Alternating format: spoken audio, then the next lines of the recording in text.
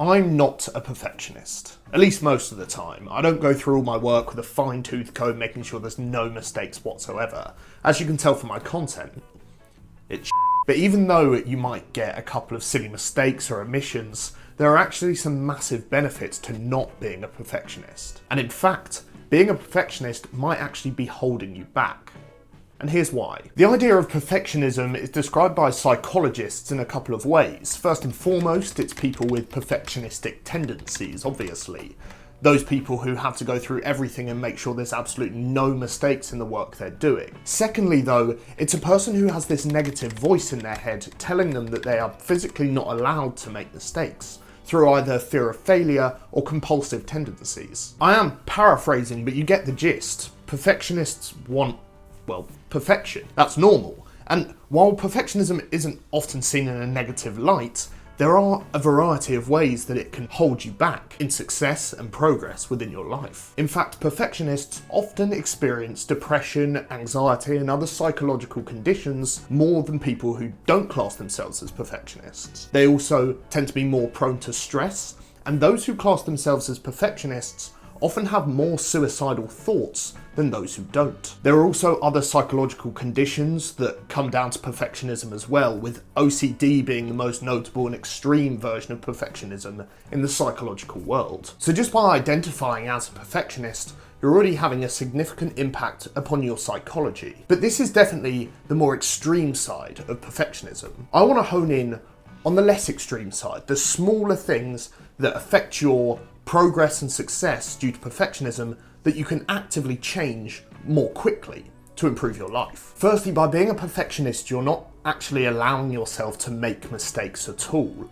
One of the fundamental parts of being human is making mistakes, learning from them, and growing. By being a perfectionist, you're refusing to allow yourself to make mistakes. And this means that you refuse to let yourself learn from these mistakes that happen.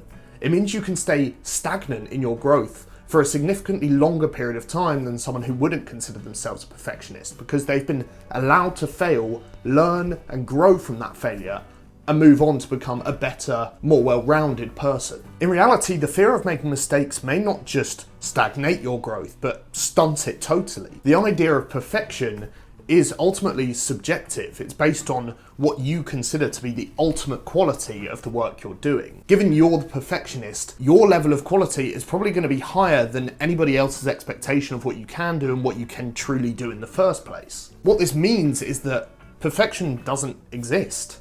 Not in a philosophical way, but in a literal way. The problem is the constant striving for perfection takes longer and longer with every project you go into. What it actually means is that eventually you'll get to a point where you can't complete or don't want to release a piece of work simply because it doesn't reach your lofty expectations of what perfection is. In today's world, especially in the world of content, we have very short attention spans.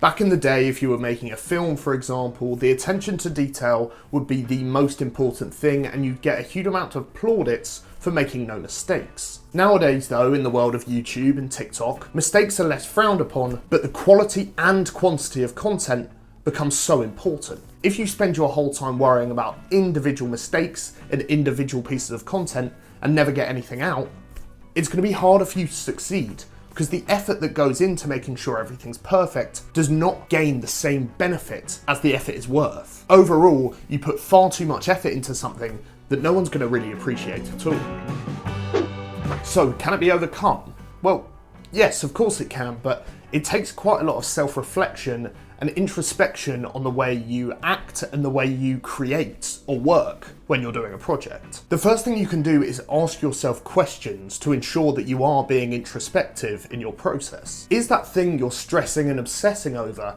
really worth the same amount of effort as your brain's telling you it is? Are people actually going to notice it, and is it actually a mistake in the first place, or are you just so focused on it that you've come to hate what you've created? You've also got to make a massive effort to try and tone down the self-criticality of the voice in your head. There's nothing wrong with having an attention to detail, but if you beat yourself up over every single piece of content because of tiny little things that are going wrong, you're never going to get to a point where you can release something. If you tone down that self-criticality, you allow yourself to get to a point of release where you're happy with something, even if it's got tiny mistakes in it.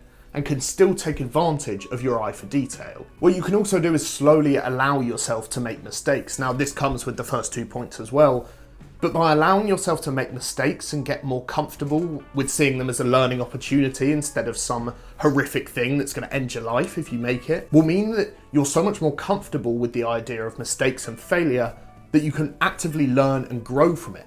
This will make you a more well-rounded person, in reality a more successful person in the future, and it's a fundamental part of living. I'm not saying that, yes, you should just go out and make massive mistakes all over the place and that'll cure your perfectionism. No, I'm not going to bullshit you.